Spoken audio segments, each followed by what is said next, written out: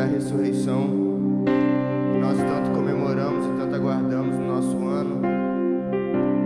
Queria que você fechasse seus olhos na sua casa e começasse a agradecer a Jesus. Você já agradeceu a Ele hoje? Queria que você começasse a agradecer ao Senhor, porque Ele é bom e porque a sua misericórdia dura para sempre. Agradecer a Deus pela entrega do seu Filho para morrer em nosso lugar. Obrigado, Senhor. Obrigado pela sua bondade, obrigado pela sua graça. Mesmo nós não merecemos, o Senhor nos concedeu e nós somos gratos a Ti, Jesus.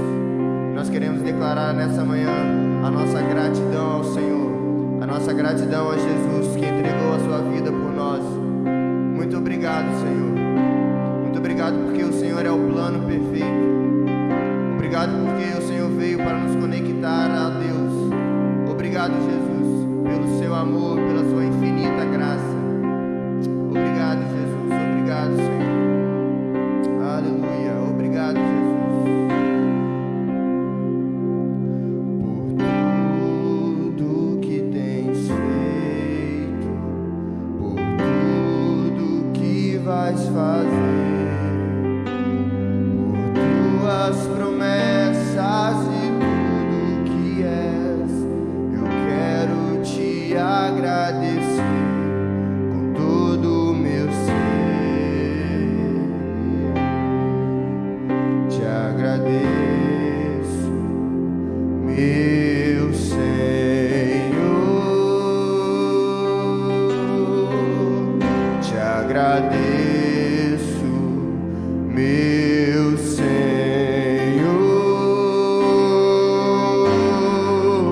Te agradeço por me libertar e salvar, por ter morrido em meu lugar. Te agradeço, Jesus, te agradeço. Eu te agradeço, te agradeço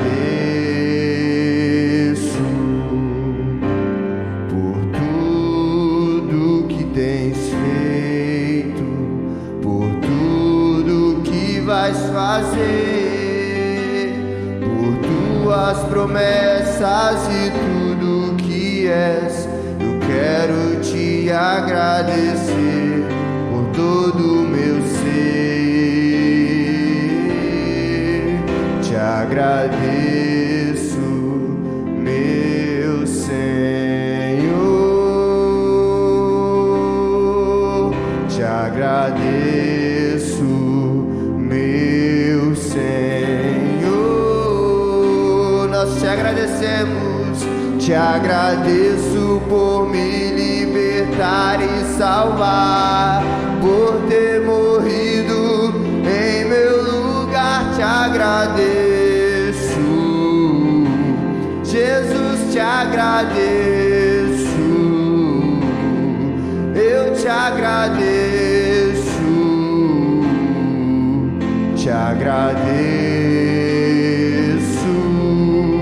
te agradeço por me libertar e salvar, por ter morrido em meu lugar. Te agradeço, Jesus, te agradeço. Eu te agradeço, te agradeço, te agradeço por me libertar e salvar, por ter morrido em meu lugar. Te agradeço, Jesus, te agradeço. Eu te agradeço, te agradeço.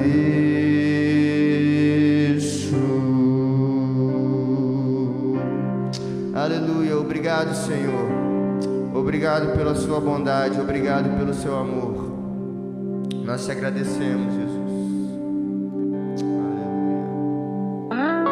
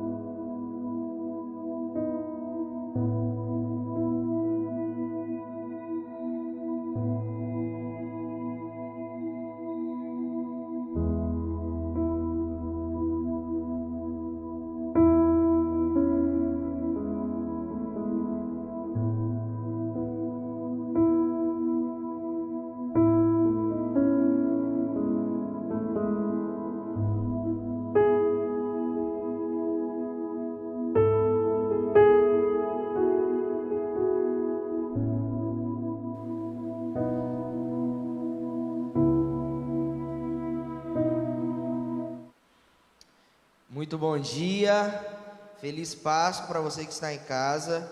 Queria ler com você um pouco do que diz na Bíblia sobre a Páscoa antes de começarmos.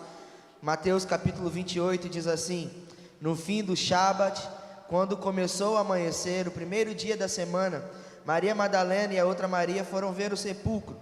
E eis que houvera um grande terremoto, pois um anjo do Senhor descera do céu, e chegando-se, removera a pedra da porta e sentou-se sobre ela. E o versículo 6 vai dizer: ele não está aqui, porque ressuscitou, como ele disse. Vinde ver o lugar onde o Senhor jazia. Meu querido, nessa manhã eu queria te lembrar e nos lembrar de que o nosso rei vive, o nosso rei ressuscitou dentre os mortos, e ele vive e reina para todo sempre, amém?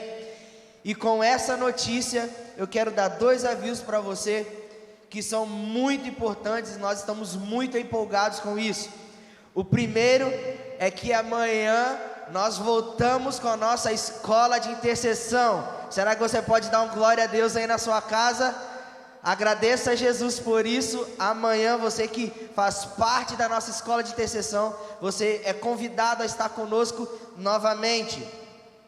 O segundo é que nós, na quarta-feira, voltaremos, graças a Deus, com o nosso culto presencial. É claro que com o número ainda reduzido, mas essa igreja não vai estar vazia como está hoje.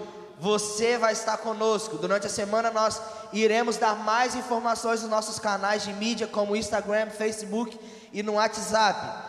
E o terceiro é que hoje nós temos o nosso drive-in no sítio Monte Belo. Você que é membro da nossa igreja está convidado para participar conosco às 16 horas. Fique atento ao horário. Eu sei que hoje é o momento de celebrarmos a ressurreição com a nossa família, mas é tempo de estarmos juntos como igreja, para comemorarmos como igreja, não só como família de carne, de sangue, mas também nossa família como igreja, todos juntos reunidos, adorando a Jesus. Queria te convidar a isso. E hoje nós encerramos o módulo 2, nós estudaremos a parte 4 do nosso estudo de o caráter cristão, e iremos falar sobre algumas coisas. E eu queria te incentivar aí a no chat do YouTube comentar o que você está achando, o que Deus tem falado com você durante esse tempo, o que Deus tem ministrado ao seu coração. A gente vai estar acompanhando aqui alguma pergunta, se você tiver, estarei tentando da melhor forma respondê-lo. Fique bem à vontade, use o chat para conversarmos juntos e aprendermos mais da palavra de Deus. Nós aprendemos até hoje e falamos um pouco até hoje sobre as bem-aventuranças. Estamos falando de Mateus capítulo 5, e eu queria continuar aqui a exemplificar e a mostrar aos irmãos o que Deus tem ministrado aos nossos corações, o que Deus tem falado conosco. E nós estamos seguindo a apostila. Eu creio que ela está no grupo. Se você tem interesse e vontade de acompanhar, eu creio que ela está no grupo da Rede Jovem, eu tenho certeza, mas no grupo da PIB eu creio que está. Eu queria te incentivar a acompanhar conosco aí, tá bom? Nosso texto de hoje, base, é o Mateus 5, versículo 16, que diz o seguinte: assim resplandeça a vossa luz diante dos homens, para que vejam as vossas boas obras e glorifiquem o vosso Pai que está no céu. Eu irei ler algumas coisas aqui, algumas anotações, então fique à vontade aí para comentar no chat. E o autor do texto começa assim: até o estudo 3, o estudo de semana passada, aprendemos sobre a característica que nós, cristãos, precisamos ter como discípulos de Jesus. E eu queria te incentivar aí, pega as suas anotações ou vê aí na sua mente o que nós aprendemos até hoje. Puxa aí, desde o primeiro tópico do primeiro estudo do caráter cristão. Eu queria que você digitasse aí no chat o que você lembra que você aprendeu sobre o caráter do cristão. Nós temos o tempo de delay de 5 segundos mais ou menos, e eu queria ler aqui nos comentários o que você aprendeu. Vou dar um tempinho para você colocar aí o que você aprendeu nesse tempo. Coloque aí pra gente. E eu vou ler algumas características aqui e lembrá-los de algumas características também. Nós aprendemos qualidades do caráter cristão como humildade de espírito, chorar pelos nossos pecados, a mansidão, desejarmos a justiça de Deus, misericórdia, pureza de coração, o pacificador e sermos perseguidos por causa da justiça de Deus. Essas foram algumas qualidades do caráter cristão que nós aprendemos durante, se eu não me engano, 3 semanas, algumas presencial e semana passada online. E depois das bem-aventuranças, nós vamos aprender mais e nos aprofundarmos em mais alguns ensinamentos do mestre. Na sequência, o mestre leva seus ouvintes a perceberem a razão pela qual precisamos desenvolver essas características em nossas vidas, porque ou para que precisamos ser bem-aventurados e como podemos influenciar o ambiente em que estamos inseridos aqui. Então hoje nós vamos encerrar o nosso estudo sobre o Sermão da Montanha, discorrendo a respeito dessa missão que foi dada a cada um de nós como filhos de Deus. E eu queria abrir um parênteses aqui, enquanto eu estava estudando isso ontem, eu estava lembrando de como foram bons as discussões e os ensinamentos a respeito das bem-aventuranças. Fiquei lembrando o quão esses ensinamentos durante as aulas, durante a semana, isso ecoava dentro de mim e via sempre mais alguma coisa. Lembro que nos jovens às vezes a gente passava um pouco da hora, porque a gente sempre ficava discutindo e analisando melhor as coisas, e isso durante a semana ecoava dentro de mim, e creio que dentro de você também. Foram palavras de confronto, palavras de renovo, também palavras de transformação. Eu fui muito transformado e muito confrontado neste tempo, aprendendo das bem-aventuranças. Mas graças a Deus que nós temos a misericórdia de Deus, e essa misericórdia se renova toda manhã. Sempre que nós aprendemos e nós somos confrontados, Deus nos traz à memória algumas coisas para que o nosso caráter seja tratado, para que o nosso caráter seja transformado. Foi assim comigo. Eu acredito que tenha sido assim com você. Eu acredito que esse tempo não foi um tempo só de virmos, acordarmos cedo e virmos para a igreja, mas foi um tempo de transformação, de mudança de caráter, para que nesse tempo o nosso caráter seja moldado, tenha sido moldado, para que quando nós possamos novamente voltar com todas as atividades normais da igreja, nós tenhamos um caráter forjado por Deus, um caráter transformado por Deus. Eu creio que foi um tempo sim de transformação, e a partir de hoje nós vamos estudar e entrar ainda mais profundo no que Deus quer de nós. Então quero te convidar, meu querido, a mais algumas semanas abrir o seu coração, abrir a sua mente mesmo, porque pelo primeiro estudo já houve muito mais confrontação, e eu nem sei se existe essa palavra, mas eu creio que sim. Mas nós somos confrontados muito mais, nós vamos ser confrontados muito mais, nós vamos ir bem mais profundo no que Deus quer tratar neste tempo como igreja. Então eu queria te convidar a abrir o seu coração mesmo e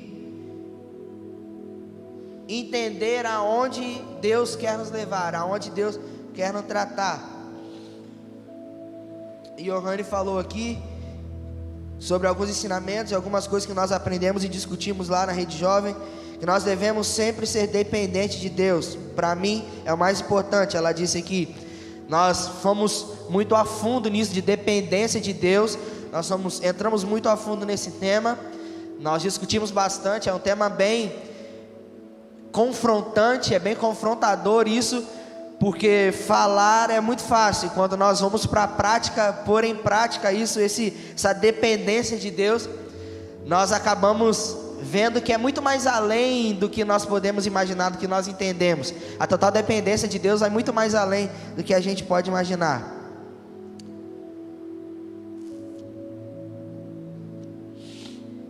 Nós hoje estudaremos um pouco mais do Sermão da Montanha, e nós vamos ler Mateus capítulo 5. Queria te convidar a abrir aí na sua casa, Mateus 5, versículo 13, e vai dizer o seguinte. Eu vou ler na versão King James, então pode estar diferente um pouco aí da sua versão, mas acompanhe comigo, Mateus capítulo 5, versículo 13. Imediatamente Jesus, não é Marcos não, meu Deus, é Mateus, sabia que estava errado. Mateus 5,13 diz assim: vós sois o sal da terra, mas se o sal perder seu sabor, como que se há de salgar? Para nada mais é bom, senão para ser lançado fora e ser pisado pelos homens. Vós sois a luz do mundo. Não se pode esconder uma cidade estabelecida sobre um monte, nem se acende a candeia e se coloca debaixo do alqueire, mas sobre um castiçal, e dá luz a todos que estão na casa. Deixai a vossa luz brilhar diante dos homens, para que vejam as vossas boas obras e glorifiquem a vosso Pai que está no céu. A partir da exposição das beatitudes, como ele chama, Jesus utiliza as metáforas sal da terra, luz no mundo e uma cidade edificada sobre o monte, para ilustrar a responsabilidade de seus discípulos no mundo, a nossa responsabilidade também. Nós podemos trazer isso tudo para os nossos dias de hoje. Na primeira metáfora, o mestre compara o cristão ao sal e à luz para compreender a profundidade dessa verdade. Vamos analisar então cada comparação. Quando o Senhor compara seus discípulos com o sal, Ele está apontando para a sua função como elemento utilizado para realçar o sabor dos alimentos, como também de conservá-los.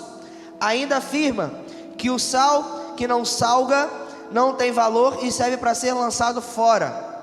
E aqui eu destaco uma pessoa, e ele diz: assim como o sal conserva e dá sabor, os seus discípulos, nós precisamos alterar o ambiente e que estão inseridos através do caráter transformado pela ação do Espírito.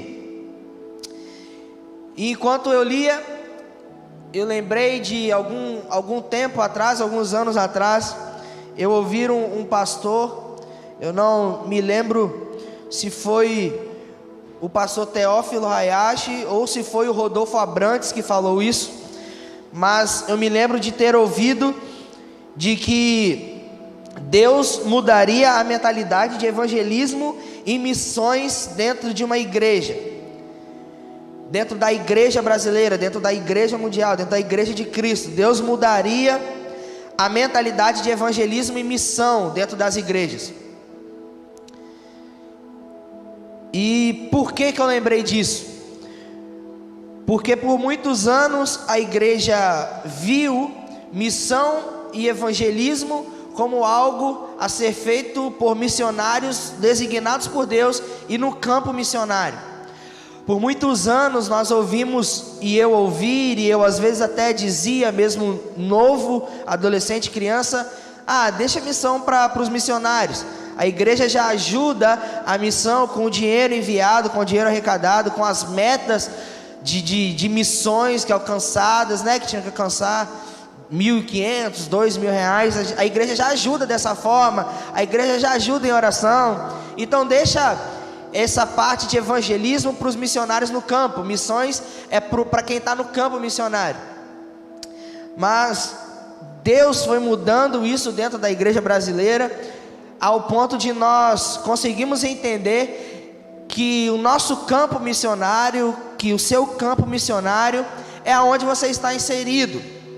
Lembro uma vez conversando com Fabiana, e ela dizia: cara, eu conversando com o pastor e conversando algumas coisas, eu entendi que o meu campo missionário é o salão onde eu trabalho. É claro que eu tenho que evangelizar fora, que eu tenho que falar de Deus fora dali, mas o meu maior campo missionário é ali, é onde eu estou inserido, é onde eu estou a maior parte do meu dia. Sabe o que é isso, queridos? Deus tem mudado a nossa mentalidade de que missão e evangelismo é para missionário no campo missionário. E tem mudado de que nós fomos chamados e designados para fazer missões e evangelizar, e o nosso campo missionário é onde a gente está inserido.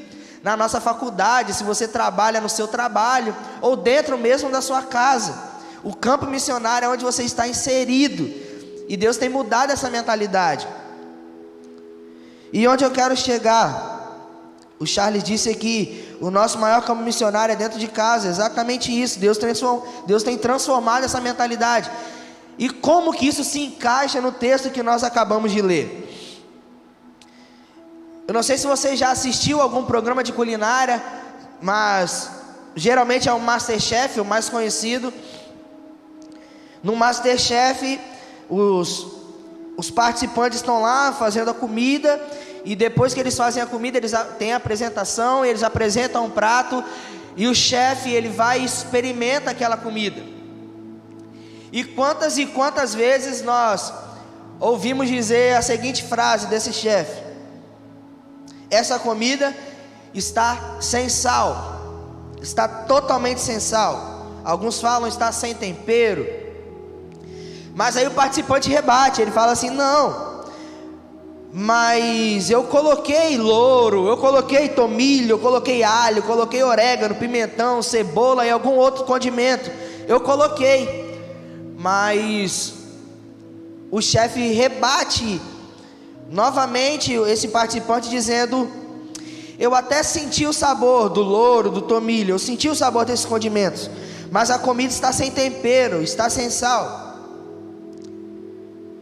E onde isso se encaixa no texto que lemos e no exemplo que eu dei desse pastor que falou sobre Deus mudar a mentalidade de evangelismo e missões dentro da igreja.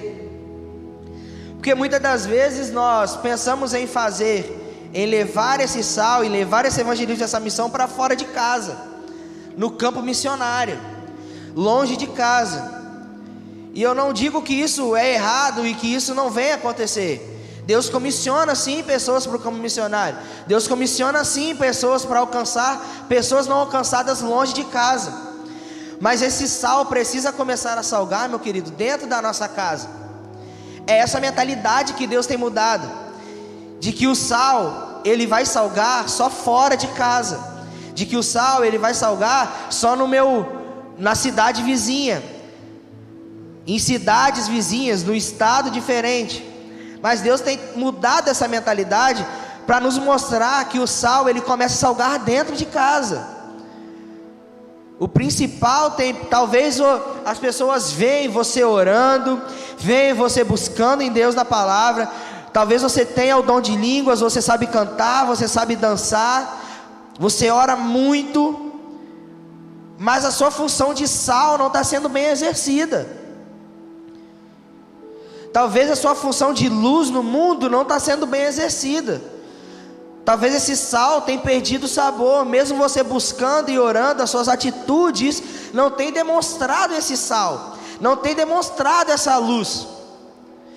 Talvez você está, como aqui o texto diz, você acende a vela e bota debaixo do seu alqueire, você esconde a sua vela, você esconde a sua luz.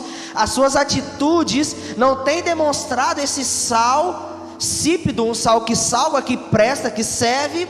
A sua luz não tem sido transmitida da forma que tem que transmitir, porque a sua atitude ofusca esse sal, ofusca essa luz. E eu falo isso para mim mesmo, para mim também. Quantas vezes a nossa vida de oração, a nossa vida de busca, de entrega total de Deus, ela tem sim transformado alguma coisa dentro de nós, mas esse sal não serve para salgar, essa luz não serve para iluminar, porque nós estamos sendo transformados, mas a nossa transformação não tem sido genuína, verdadeira, não tem sido uma transformação que alcança outras pessoas. O sal, ele é forte, ele sozinho, ele é gostoso você sentir o sal sozinho. É bom nós andarmos na luz quando acontece algo que acaba a luz da cidade, ou você está andando na escuridão. A gente que pedala, a gente vê muito isso, é apenas uma lanterninha, se apagar já era a escuridão, é breu total. Se esse sal, se essa luz que é boa para nos iluminar, para nos ajudar a caminhar, se esse sal não tem salgado, se esse sal fica fora da comida, e se essa luz não ilumina os lugares certos, a transformação não é 100% genuína, ela não tem sido para a transformação de outras pessoas. A nossa transformação tem sido algo talvez para nós mesmos, mas o texto está nos levando a pensar que essa luz e esse sal é para salgar a vida de outras pessoas, iluminar o caminho de outras pessoas, é levar a luz a essas pessoas, é para ajudar com que as pessoas sejam tiradas das trevas. Não é só para nos alimentar, essa luz de Deus, esse trabalho de temperar as coisas, não é só para temperar a nossa vida, não é só para iluminar a nossa vida e o nosso caminho.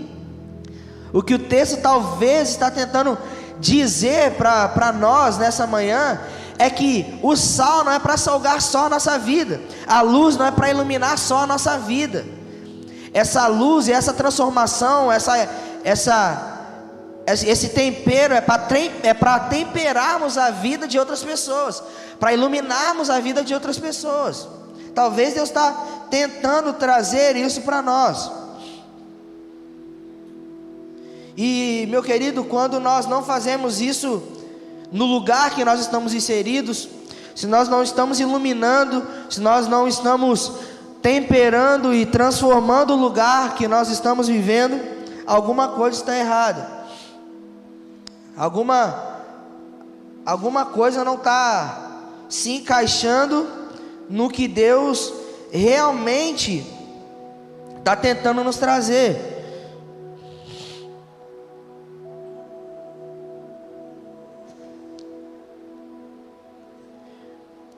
E enquanto eu estava estudando, Deus foi me mostrando essas coisas.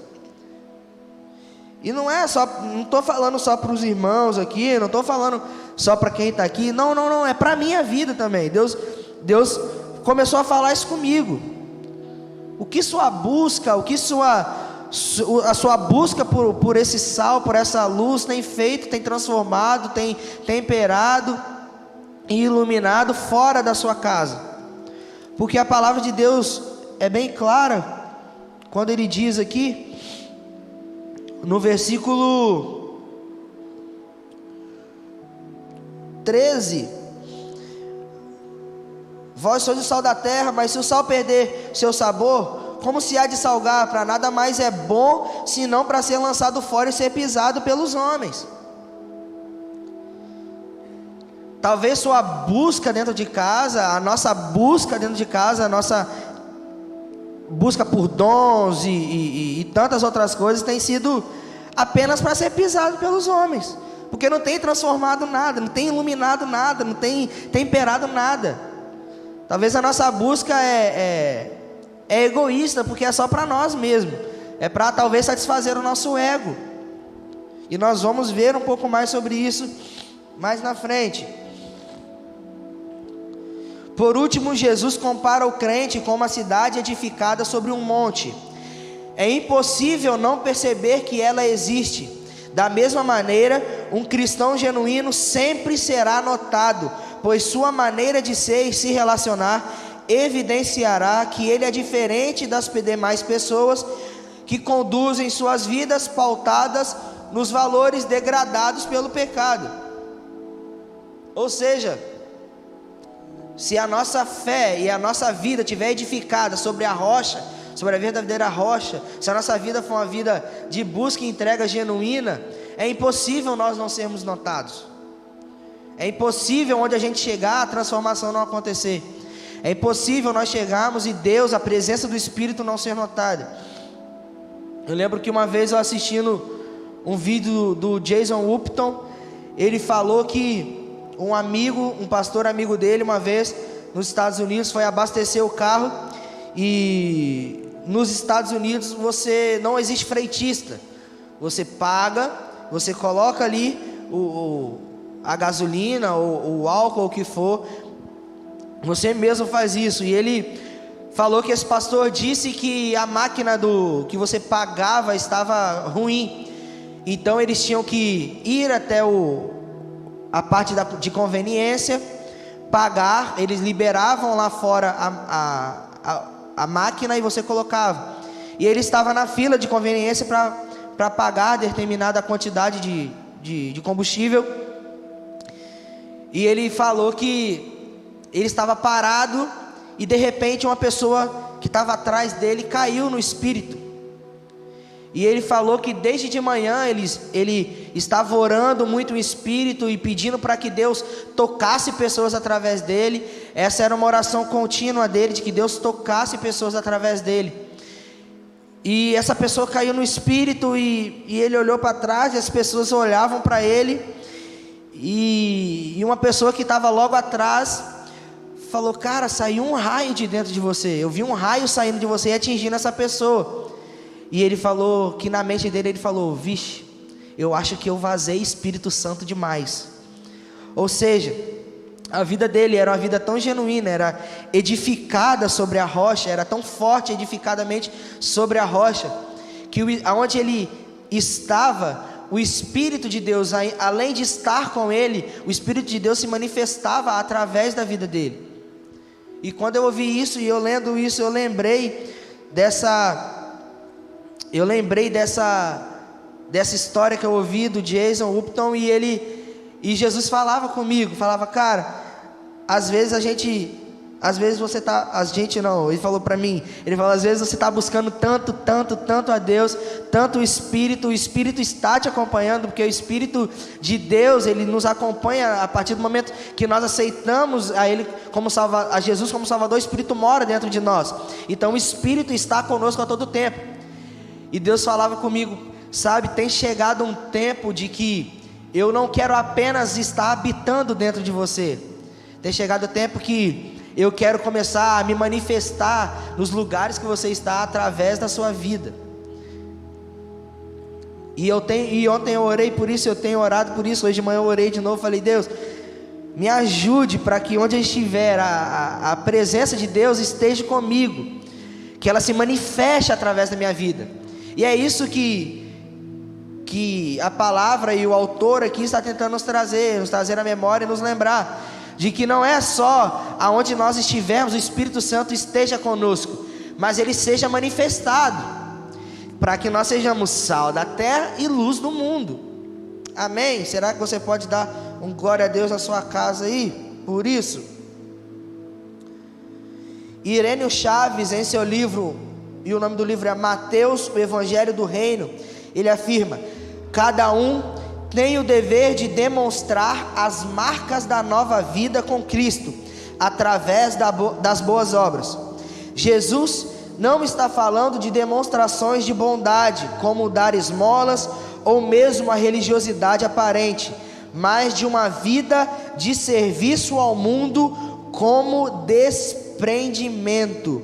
Quando nós somos transformados por Deus, quando nós somos sal da terra, nós passamos a ser luz do mundo, e a nossa vida está edificada sobre a rocha, nós vamos sim mudar o curso do mundo. Nós vamos sim mostrar Jesus pelas boas obras, não porque a gente dá esmola para os que precisam, não porque a gente é tão religioso de vir para a igreja, de orar, de buscar a Deus na igreja, demonstrar isso fora daqui. Não é por isso, é porque nós transformamos o lugar em que nós estamos. Nós estamos sendo sal e luz. Nós estamos transformando a esfera da sociedade que nós estamos inseridos. Amém? Vou tomar uma água. falei demais. Se vocês tiverem alguma coisa para falar aí, coloca aí nos comentários. Charles disse: o campo missionário talvez é dentro de casa seja mais difícil, porque dentro de casa os nossos parentes verdadeiramente conhecem quem nós somos. Nós somos, com certeza. O reino não é individual, mas sim sempre coletivo. Meu Deus, muito real isso na minha vida, na minha casa. É verdade, para quem não conhece, é sempre mais difícil. Amém, amém, glória a Deus, amém.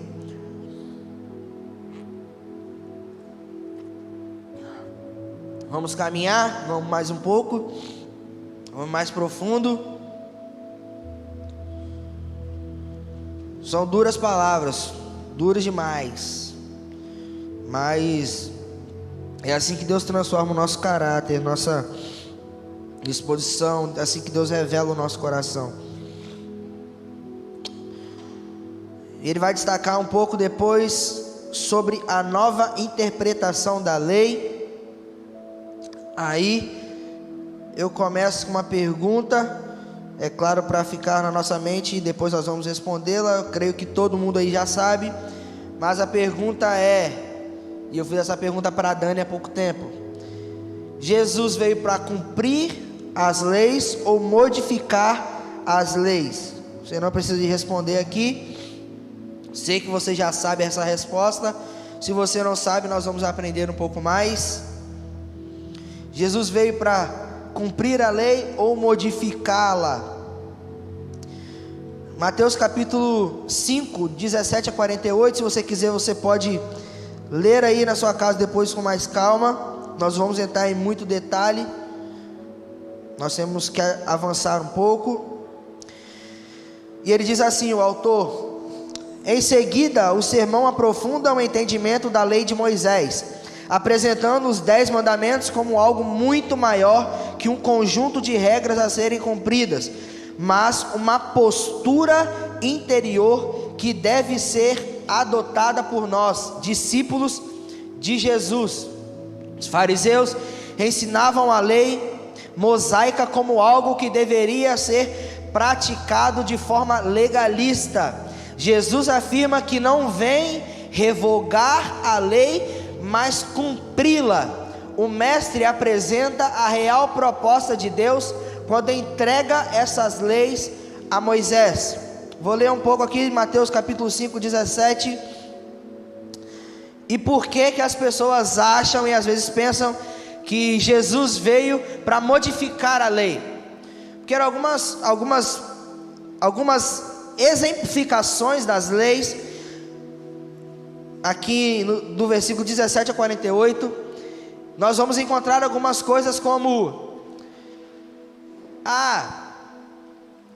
se você for atingido pelo seu irmão e um lado da face, vire o outro lado para que ele atinja a outra face.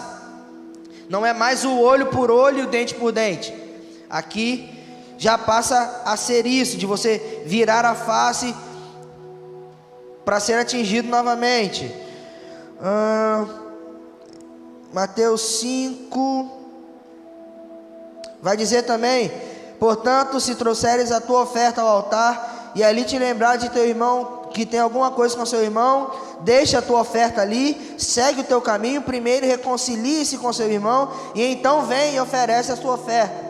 Jesus aqui não está falando só para você vir e ofertar na casa de Deus, vir ofertar na casa do Senhor, não. Se você tem alguma coisa com alguém aí, com seu irmão, com outra pessoa, primeiro se resolva com essa pessoa e depois vem ofertar. Porque aqui Jesus está ensinando que não é apenas cumprir as leis, vai muito mais além de cumprir as leis. Aqui ele tem uma postura diante dos homens e de Deus. Não é só você fazer cumprir a lei, fazer cumprida e cumprir a lei de Deus. Aqui também se vai na postura, o que você tem passado para os homens, o que você tem passado para as outras pessoas, enquanto você cumpre as leis de Deus. E aqui o autor vai dizer: o Senhor não deseja apenas atitudes corretas, mas motivações corretas. Não é só entregar o seu dízimo, não é só você ser respeitador dentro de casa, respeitar o seu pai, respeitar a sua mãe, honrar o seu pai e a sua mãe, respeitar o seu cônjuge. Vai muito além disso, não é só você fazer isso, mas é para onde está voltado o seu coração enquanto você faz isso. Lembremos-nos então do Salmo 24, quando diz que somente os limpos de mãos e puros de coração verão o Senhor. É preciso ter a intenção correta, além de ações corretas. Não é só você honrar o seu pai, não é só você não matar, é você ter a motivação correta, o porquê ser honrado, o porquê não roubar a Deus, o porquê não matar. É a motivação que te leva a isso. Isso é ter a mão limpa e o coração puro. É fazer sim e cumprir as leis de Deus, mas aonde está a motivação? É onde está o seu coração. E ele vai trazer também depois aqui uma nova devoção. Mateus capítulo 6, versículos de 1 ao 34. Depois você pode ler aí na sua casa. E o autor diz: após explanar sobre a profundidade do cumprimento da lei, Jesus argumenta sobre a prática devocional que agrada a Deus. Aqui nós vamos entrar um pouco de como deve ser a nossa prática devocional a Deus. Jesus vai nos ensinar um pouco. Enquanto eu estudava ontem, eu lembrava também das mensagens que o Juliano disse, das coisas que ele falou. E ele falou também um pouco sobre isso, sobre o que nós estamos vendo aqui. Lembra que ele disse, nós postamos isso em vídeo na nossa rede, nas nossas redes, nas nossas mídias sociais. E ele dizia, ou você é de Deus, ou você é do diabo. Ou você é isso, ou você é aquilo. Ou você ama, ou você odeia. Palavras fortes, palavras duras. Eu não lembro exatamente quais foram as palavras, mas eu lembro que tinha isso. E ele falava que não existe esse meio termo. E ele nos ensinou em algumas coisas, e ele leu sobre Mateus 6. E ele nos exemplificou. Aqui o mestre discorre sobre a prática religiosa dos fariseus, que estavam preocupados em exibir uma religiosidade aparente. Jesus critica severamente esse tipo de conduta e apresenta aos seus discípulos a postura devocional que agrada a Deus.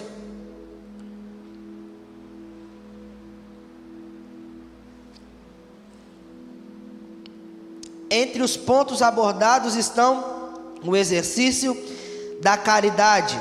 Mateus capítulo 6, versículo 1, diz assim: tendo o cuidado de não praticar as vossas esmolas diante dos homens, para serdes vistos por eles. Caso contrário, não tereis a recompensa de vosso Pai que está no céu. Quando, portanto, deres esmolas, não toques a trombeta diante de ti, como fazem os hipócritas nas sinagogas e nas ruas, para serem glorificados pelos homens. Em verdade eu vos digo que eles já receberam a sua recompensa.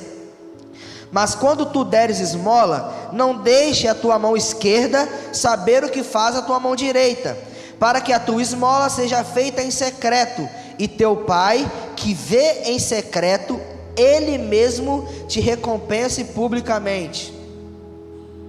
Aqui Jesus nos ensina o exercício da caridade. Em Mateus 5, Mateus 6, do 5 ao 18, ele vai falar um pouco sobre a prática da oração e do jejum. Falando em jejum, quero te incentivar a continuar, a persistir e aguentar até o final. Faltam apenas mais uma semaninha, eu acho, aí que nós estamos passando esse tempo de 21 dias de jejum, de oração, de busca. Nossa sala de oração também está aberta. Então quero te incentivar a continuar a prática do jejum, né, desses fins dos 21 dias, e visitar a nossa sala de oração também. Mas Mateus 6, do 5 ao 18, eu não vou ler tudo. Ele vai falar um pouco sobre a prática da oração. Quando tu orares, não seja como os hipócritas, pois eles adoram orar em pé nas sinagogas e nas esquinas das ruas, para serem vistos pelos homens. Em verdade vos digo que eles já receberam a sua recompensa. Mas tu, quando orares, entra no teu quarto, fecha a tua porta, ora a teu pai que está em secreto, e teu pai, que vê em secreto, te recompensará publicamente. E aqui ele vai dizer algumas coisas sobre as práticas da oração, né? Vai falar sobre a prática da oração. No versículo, a partir do versículo 17, ele vai dizer sobre o jejum. Ele diz: quando tu orares, unge a tua cabeça e lave a tua face, para que não pareceres aos homens que jejuais, mas a teu pai que está em secreto, e teu pai que vê em secreto te recompensará publicamente. Jesus afirma que fazer o bem ao próximo em busca de reconhecimento de homens não garante recompensa divina. A motivação de socorrer a necessidade do outro deve ter como objetivo único e exclusivo aliviar a dor do aflito e não satisfazer nossos prazeres egoístas que envolvem orgulho e vaidade. Quando nós estamos fazendo o bem, quando nós estamos ajudando, seja com uma esmola, seja talvez com uma cesta básica, ajudando os necessitados, nós não estamos fazendo isso para mostrar às outras pessoas que nós temos mais e que elas têm menos, ou mostrar às outras pessoas que Deus tem tido, não seja isso, mas que Deus tem nos dado sustento. Aqui Jesus está nos mostrando que quando nós fazemos isso, não é para reconhecimento humano, mas para reconhecimento de Deus. Quando nós estamos fazendo isso, não é para mostrar às outras pessoas que nós estamos tendo dinheiro ou recursos para até mesmo ajudar as outras pessoas. Não é isso que Jesus está nos mostrando. Jesus está nos mostrando aqui que quando nós estamos fazendo isso, nós estamos cumprindo mais uma vez a lei de Deus. Estamos aqui reconhecendo que o nosso, como é que posso dizer, que o nosso sustento vem de Deus. Reconhecemos que a nossa dependência é tamanha de Deus, que nós, com aquilo que Deus tem nos dado, nós estamos sendo tão agraciados que nós estamos conseguindo abençoar outras pessoas. A prática da oração e jejum deve restringir-se à comunhão com Deus e não um meio de exibir espiritualidade. Jesus critica essa conduta exercida pelos fariseus. Enquanto eu estava estudando ontem, Deus me trouxe a memória de que eu cresci na igreja batista, e até certo tempo da minha vida, eu não lembro de ter ouvido falar de jejum. A gente ouvia muito falar em oração, em jejum, mas eu nunca ouvi aprofundado nisso. Nunca ouvi ou tinha visto um estudo aprofundado nisso. Até um primo meu que morava no Rio veio a morar no Espírito Santo, morar no quintal de casa, e ele era da igreja Assembleia, aqueles reteté mesmo, pé de fogo, aquele que fala em língua, que capeta corre. Agora, graças a Deus eu sou assim. Se você não é, te convido a participar da escola de intercessão, que você vai aprender a como ser uma pessoa assim. Temos aprendido muito sobre isso, que o que está conosco, o Espírito que está conosco é maior do que o Espírito adversário ao nosso. Mas ele era da igreja Assembleia e ele vivia em jejum e oração, era jejum atrás de jejum, e eu não entendia muito bem. Eu nunca tinha passado por isso, nunca tinha visto profundo e a fundo o que era isso. E eu lembro que às vezes tinha churrascos lá em casa e era fartura, graças a Deus, bastante carne, bastante Coca-Cola, regado mesmo a Coca-Cola. E ele ficava na salada, comia ali uma batata, uma cenoura, não comia carne, tomava o suco, tomava água. Às vezes ficava 12 horas sem comer. Hoje isso é uma prática nossa. entre aspas, é normal, nós vemos mais isso acontecer, eu vejo mais isso acontecer. E eu lembro que eu nunca via ele triste, eu nunca via ele reclamando, nunca via ele murmurando, via sempre ele alegre. E eu ficava, gente, o cara está comendo só legumes, só fruta, bebendo água, não bebe uma Coca-Cola, não come uma carne. E ele é como se estivesse comendo, eu não vejo diferença, não noto diferença. E eu lembro que já aqui em Samã, a gente estava fazendo uma obra lá em casa, meu pai ama a obra. E eu lembro que ele recebe uma mensagem do pastor dele, ele estava trabalhando aqui, ele recebe a mensagem do pastor dele, convocando a igreja a 21 dias de jejum e oração, o jejum de Daniel. Depois você pode ler com mais calma lá o jejum, exatamente como ele é feito, mas basicamente ele é feito de frutas, legumes e água apenas. E cara, a gente estava lá em casa cavando as sapatas lá, a gente acordava cedo e ele ficava 12 horas sem comer, e além das 12 horas ele só comia legumes, frutas e bebia água. E brincando o tempo todo, subia aqueles pedaços de madeira para botar o telhado, trabalhava o dia todo no sol e rindo e brincando e tudo. E eu, gente, o cara só está comendo legumes, só tomando água, e que felicidade é essa? E quando eu li isso ontem, eu lembrei de que quando nós estamos na prática do jejum, da oração, nós estamos fazendo a caridade, não é para nós demonstrarmos às outras pessoas. No versículo 18,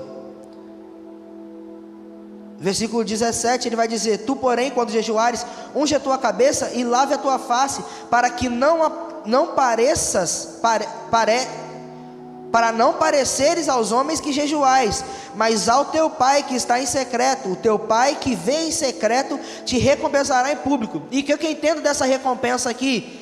A felicidade dele, a alegria que ele transmitia às outras pessoas. O mover de Deus, sabe quando a gente estava falando de salgar e ser luz no mundo? É esse sal e essa luz. Qual que é essa recompensa de jejuar no secreto, de orar no secreto, da mão esquerda não saber que a direita fez alguma coisa? Qual que é a recompensa? É nós transformarmos o lugar que nós estamos, é nós levarmos esse sal, é nós levarmos essa luz no lugar que nós estamos. É nesse tempo, é dessa forma que nós vamos conseguir transformar, mudar, levar o sal e levar a luz.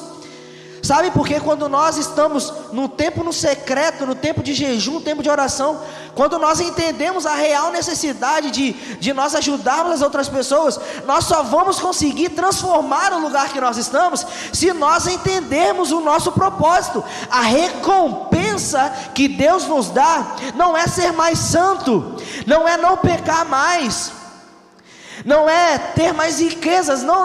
A recompensa que o texto fala é a recompensa de conseguir transformar o lugar que nós estamos através da nossa busca, através do nosso jejum e da nossa oração. Vai muito além do que Deus pode nos dar, mas o que nós podemos fazer e transformar através do Espírito, através dessa busca, através dessa entrega. Será que faz sentido isso para você, meu querido?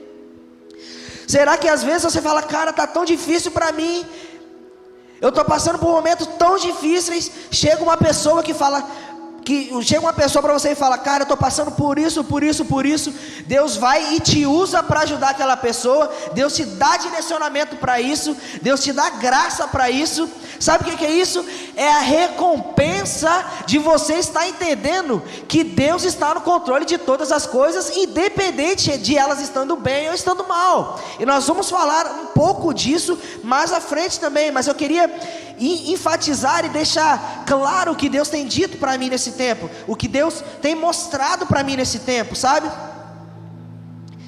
Essa recompensa não é algo, e eu não falo que isso não seja bom, mas não é algo que as pessoas vão ver por causa do seu jejum, as pessoas vão ver você com carro novo, com seja lá o que for, eu não sei. Não é esse tipo de recompensa, sabe? Eu entendi lendo aqui que o tipo de recompensa que Deus quer nos dar, que Deus quer nos dar, é deixarmos ser usados por Ele, ter a graça de transformar os lugares por esse tempo no secreto. Será que você entende isso também? Será que eu estou falando bobagem, ou que você está recebendo essa palavra aí, assim como eu recebi ontem? A prática da oração e jejum deve restringir-se à comunhão com Deus, não um meio de exibir espiritualidade. Jesus critica essa conduta exercida pelos fariseus, e nós acabamos de falar sobre isso. Deixa eu tomar uma água aqui, vocês vão falando. Lívia disse: temos que fazer o bem sem olhar a quem.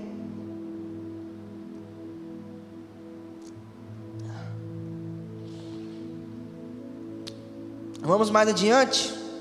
Nosso tempo está meio longo, mas já estamos acabando. Vale lembrar que em todo sermão o Senhor leva-nos a examinarmos a motivação do nosso coração. Salmo 139, 23 e 24 diz: sonda-me, ó Deus, e conhece o meu coração, prova-me e conhece os meus pensamentos, e vê se há em mim algum caminho mau, e guia-me pelo caminho eterno. Em seguida, Jesus discorre sobre a ambição do cristão. Aqui ele deixa claro que a segurança do Filho de Deus precisa estar em Deus e não em bens materiais. E eu anotei aqui para me lembrar, e o pastor diz muito isso, e eu queria lembrá-los de que é claro que nós não estamos dizendo que nós não devemos trabalhar e buscar talvez algum tipo de conforto na terra e sermos bem-sucedidos financeiramente aqui na terra, porque ele está dizendo sobre os bens materiais, e o pastor diz muito sobre isso, que ele ora para que todos os membros da nossa igreja sejam bem-sucedidos financeiramente, não para nós termos só luxo, termos carro e termos tudo, mas para que nós possamos alcançar e ajudar os missionários no campo. Ele sempre diz isso, e aqui está dizendo sobre isso. Aqui diz: conhece o meu coração, prova-me e conhece os meus pensamentos, vê se há em mim algum caminho mau e guia-me pelo caminho eterno. Aí aqui fala sobre os bens materiais, e o que eu tiro de conclusão disso é que quando nós pedimos, talvez quando nós falamos isso da boca e falamos: Senhor, eu quero ser bem-sucedido, quero ajudar, assim eu vou poder ajudar os missionários e tantas outras coisas, mas aqui nós temos que ter em mente que, como o salmista disse, Deus, ele sonda os nossos corações, ele conhece o nosso coração, muito mais do que nós falarmos da boca para fora, ele conhece o nosso interior. Então quando nós pedimos algo, ele vai, não só de bens materiais, mas quando nós pedimos algo, ele vai sondar os nossos corações. E aqui o salmista pede isso, o salmista clama isso: vê se há em mim algum caminho mau, guia-me pelo caminho eterno.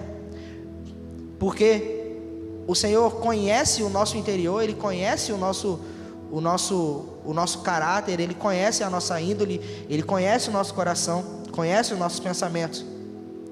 Então ele com certeza nos ajudará a nos livrar do caminho mau e a sermos guiados pelo caminho eterno.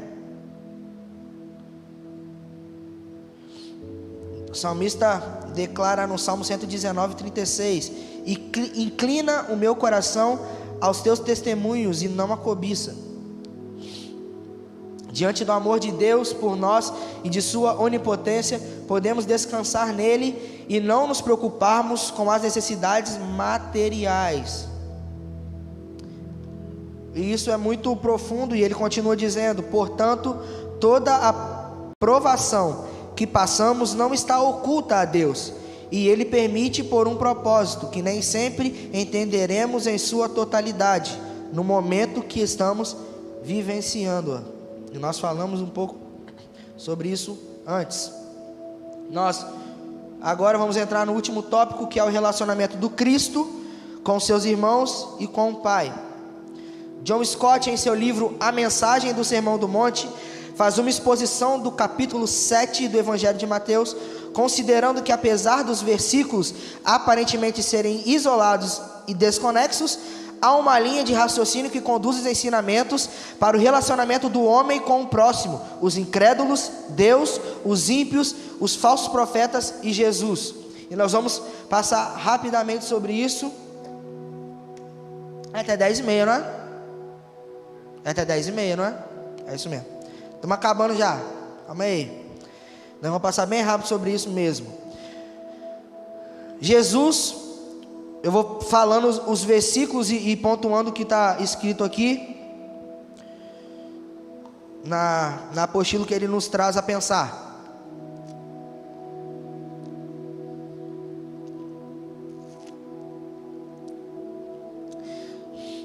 Mateus capítulo 7, do 1 ao 5, Jesus enfatiza que em nosso relacionamento com nosso irmão, não devemos nos colocar como juízes, discriminando aqueles que erram, porque somos passíveis de erros.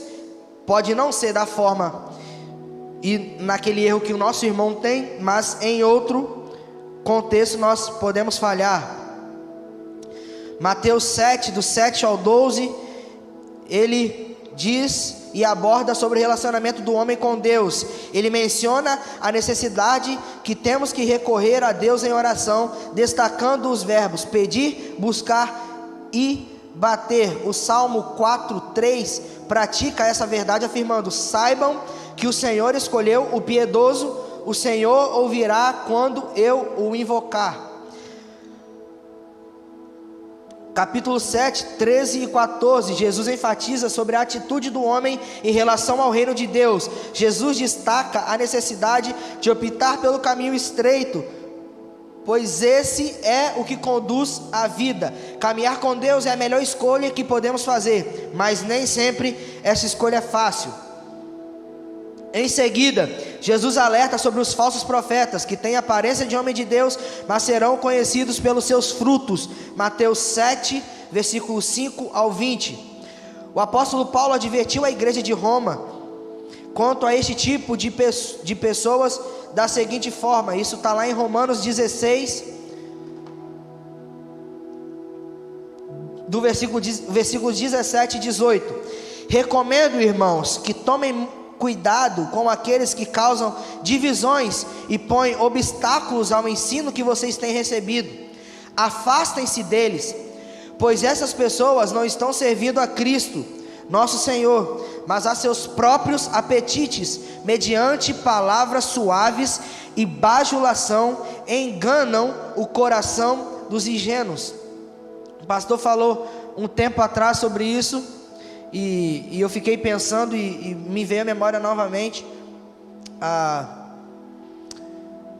isso ontem, enquanto eu estudava a lição, de que às vezes as pessoas buscam e ouvem tantos outros pastores na internet, e ele enfatizou isso, não que isso não seja ruim, mas as pessoas buscam tanto ouvir as outras pessoas, e talvez surgem dúvidas que o pastor até mesmo já respondeu isso muitas vezes, e nós não nos atentamos a isso. E aqui não está dizendo sobre isso, sobre esse tipo de busca. Aqui não estou querendo dizer que essas pessoas são falsos profetas, que aqui em Romanos está dizendo, mas é que às vezes nós buscamos tantas respostas em outros lugares, que o nosso pastor, a visão e o alinhamento que a nossa igreja tem, essa dúvida, esse questionamento já foi respondido e nós não nos atentamos. Então, meu querido, se atente e busque, e tente buscar entender a visão e o direcionamento, o alinhamento que Deus dá ao nosso pastor, para que nós como igreja, como PIB Xamã, entendamos essa visão, esse alinhamento, para que nós consigamos caminhar juntos na mesma visão e no mesmo propósito, para que não haja divisão e que não haja dúvida, e que as dúvidas que surgirem sejam respondidas pelo alinhamento do que Deus está querendo tratar de nós como igreja. Queria te incentivar a isso. E no capítulo 7, do versículo 24 ao 29, Jesus, o mestre, conclui o sermão comparando a vida do discípulo verdadeiro como alguém que construi sua casa sobre a rocha. Isso porque podem vir as tempestades da vida, mas não seremos abalados, pois a sua fé está firmada na rocha que é Cristo. E algumas semanas atrás nós ouvimos sobre a fé. Se você não viu, procure, foi uma quarta-feira, nós falamos sobre a fé.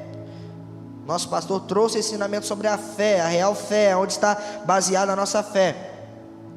Sobre essa questão, o salmista, no seu Salmo 125, versículo 1, ele diz: os que confiam no Senhor são como os montes de Sião, que não se abalam, mas permanecem para sempre.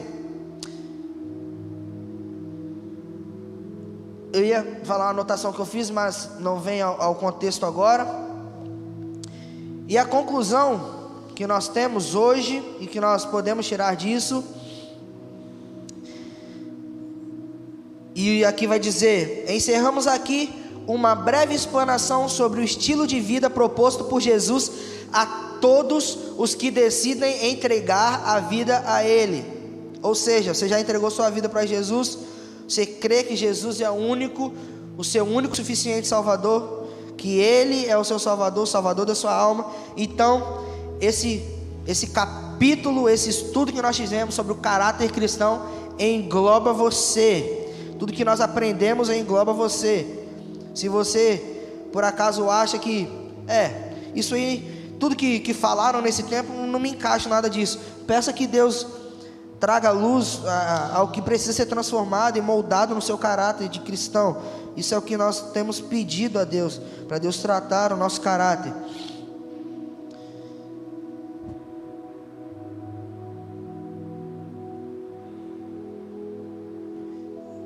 O Senhor nos ama incondicionalmente e, portanto, não nos requisitaria algo que não fôssemos capazes de cumprir.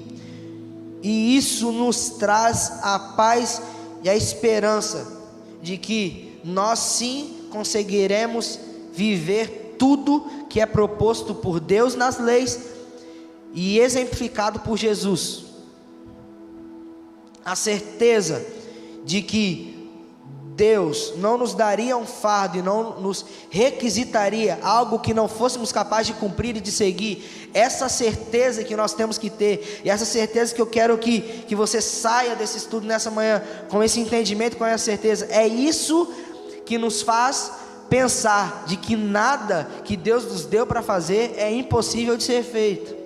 Nada é difícil demais que Deus não nos ajude a conseguir terminar e dizer, como o salmista disse, guardar a carreira bem, terminar a caminhada, a corrida bem, guardar a fé. É isso que nos dá a esperança. As misericórdias do Senhor se renovam a cada manhã para isso também. Para que isso seja um estilo de vida nosso, para que a nossa busca e tudo que seja vão passe, mas que as coisas vindas diretamente de Deus se perpetuem e nos ajude a ter a transformação. No próximo módulo e a partir do domingo que vem, graças a Deus, dá mais um glória a Deus aí na sua casa, graças a Deus e glória a Deus por isso, nós vamos estar juntos presencialmente.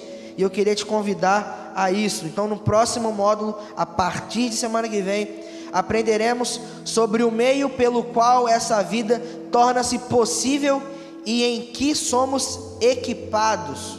Nós vamos aprender um pouco sobre o viver em espírito. Além de viver no espírito, nós vamos aprender a viver em espírito.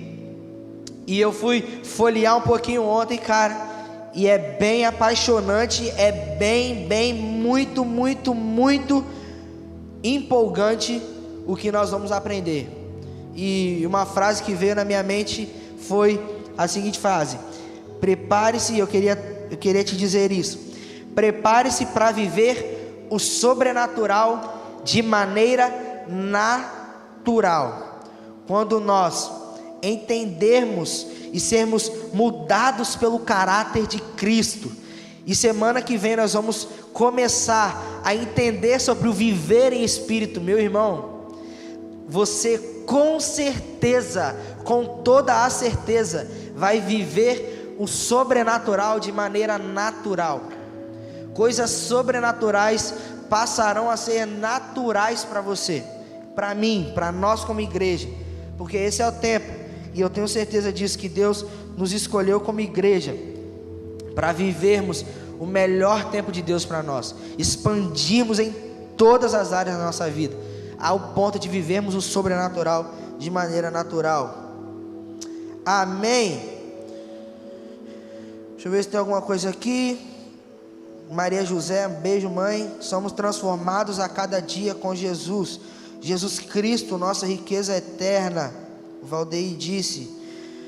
Janaína, glória a Deus. Obrigado, Senhor, por todo o ensinamento. Deus abençoe a vida do teu servo Rômulo. Obrigado, amém. Deus nos abençoe nesse dia. Não é difícil, basta mergulharmos verdadeiramente. Glória a Deus, nosso Deus é fiel. Amém, amém.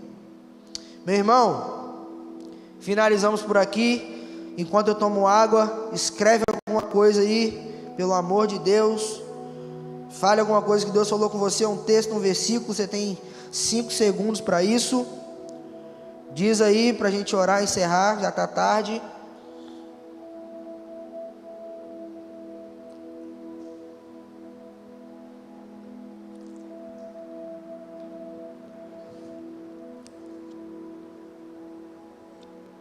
Vamos encerrar. Ramon está lembrando aqui hoje, daqui a pouquinho, nosso drive-in, 4 horas. Está aberto para visitante? Meu irmão, está aberto para visitante. Se prepara aí. Se prepara aí. Vai ter o quê? Ramon falou que vai pagar um lanche para quem levar mais visitante, meu irmão. Começa a divulgar então na sua rede social aí esse tempinho que a gente tem. Começa a divulgar o nosso drive-in. Vamos orar então. Oi? Tá enrolado, vai ter que pagar lanche para todo mundo. Meu irmão, muito obrigado por me ouvir falar por mais de 1 hora. Que Deus te abençoe.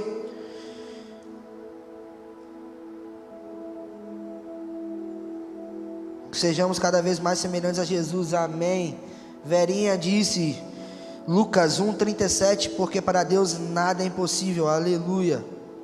Vamos orar que nesse domingo de Páscoa, além de você comer o ovo, comer chocolate, e é muito bom, é muito gostoso. Se você não está podendo, infelizmente, guarde para você comer depois.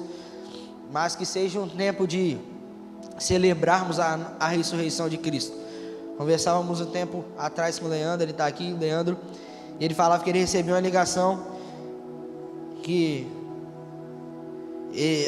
algumas pessoas iriam comemorar a morte de Cristo. E graças a Deus que, sim, ele morreu, mas ao 3º dia ele ressuscitou e ele vive para todo sempre. Amém? Que esse tempo, que esse dia seja um dia de celebrarmos a ressurreição do nosso Deus. Amém? Vamos orar. Feche seus olhos aí na sua casa. Senhor, muito obrigado por sua palavra, muito obrigado porque a sua palavra, ao mesmo tempo que ela nos confronta, ela nos trata, ela nos cura, ela nos liberta.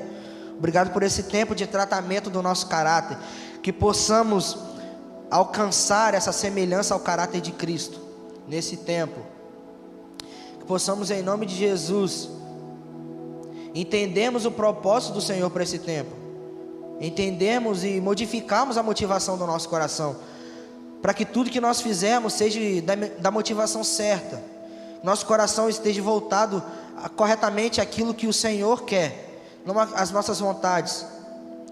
Nós clamamos por Ti, nós clamamos pela intervenção do Senhor nesse tempo, para que possamos entender o que o Senhor quer de nós como pessoa e o que o Senhor quer de nós como igreja.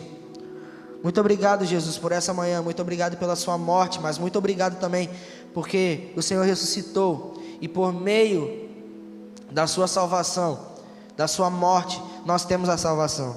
Muito obrigado, Senhor, por isso. Nos dê um domingo guardados pelo Senhor. Em nome de Jesus. Amém. Amém. Tchau, tchau. Até quarta-feira, nossa quarta viva. Até mais tarde e presencialmente na nossa quarta viva. Deus abençoe, querido.